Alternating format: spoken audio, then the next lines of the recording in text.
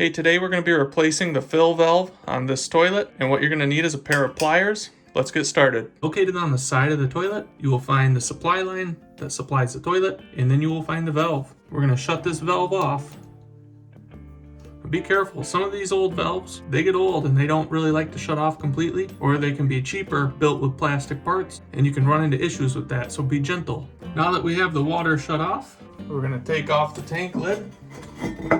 Be careful with the tank lid. If you break it, these can be expensive if you can even find one to replace it. Now inside the toilet, we're going to get some of this water out of here by flushing it. Perfect. Now we're going to remove the supply line from the inlet of the fill valve. You could probably even do this by hand. Just like that. It's also a good idea to consider replacing the supply line when you're replacing a fill valve. I know that this supply line is not that old, so I am going to try to reuse it. But if you have an older one, it's always a good idea to replace it. You know then that you're good to go. Get that out of the way. We're going to actually have to remove this plastic piece, and it just simply threads right off. So we're going to use our pliers here. And I like to actually hold the fill valve inside the tank while I'm doing this. And once you get it going, you should be able to do it by hand. So while I'm taking that off, I'm just holding it down. And that prevents that little bit of water in there from somehow seeping through. Put a bucket right underneath it, and then pull the fill valve up. That way you capture all that water that's left inside the toilet tank. You don't make a big old mess on the floor. Let's open up the new one. So this is the new one, and I was excited to see that they're making them with brass threads now. I think that's really slick. And this is how you set the height. You're going to want to compare with the old one and make sure that you set it at the proper height. They're about the same height now. Now we're going to simply take the fill valve and we're going to put it in, and we're going to plug that hole down there. Now take the new washer we got. We're going to thread it on up. Oop.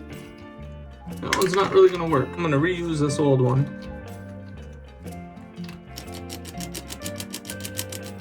We're going to tighten it up with our pliers now.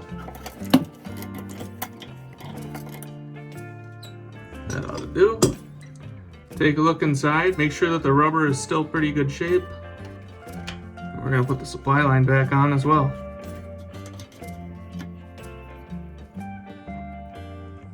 Now, you can discard this one. We need to connect the washdown tube to this clip that will go on the overflow tube, and it will help to wash down after you flush. And it's going to connect on like this. Clips onto the overflow tube. And you may have to cut this tube down a little bit. You can always cut it again, but you can't make it longer, so keep that in mind. We're going to simply put it on here. Good to go. Now we're ready to turn the water back on.